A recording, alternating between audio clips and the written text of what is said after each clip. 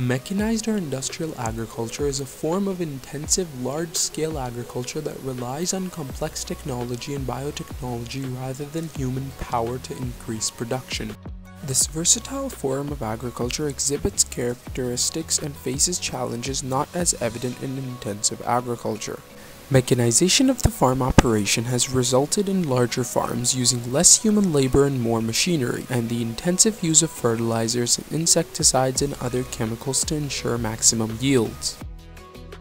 The downside of using complex machinery and chemical treatments is the added expense of purchasing equipment and chemicals, the consumption of large amounts of energy, and the inevitable environmental damage. Hybrid plants and genetic enhancement of seeds have also increased production. However, in recent years there has been growing concern over possible health risks associated with genetically altered foods. In countries such as Canada, government agencies control the purchase of land, marketing and pricing systems, subsidization payments, taxation, quotas, and production. This government intervention has drastically reduced the mechanized agriculturist's autonomy and often interferes with farming as a successful enterprise. More than a century ago, immigrants from other countries began flooding the Canadian prairies, bringing with them agricultural expertise and determination to build a better life for their families. Canadian farming practices have drastically changed since that time. Farm size has grown, and agriculture has become increasingly dependent on complex machinery, chemical fertilizers, and irrigation systems.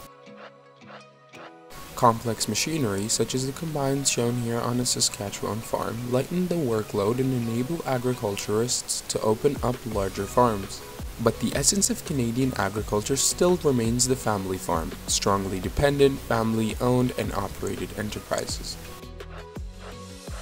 Family-run grain farms, such as the one shown here, are fast becoming a thing of the past as young people seek employment in urban centers rather than brave the uncertainties of farming.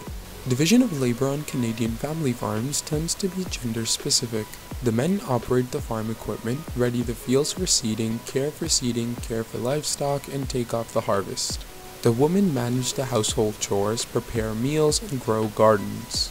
Women also sometimes help with male duties, feeding livestock, driving grain trucks, and picking up machine parts in town. Children too begin helping on the farm at an early age. They operate farm equipment well before they reach adulthood, care for younger children, plant and weed gardens, and so on. Family farms were successful, thriving industries until the mid-1970s.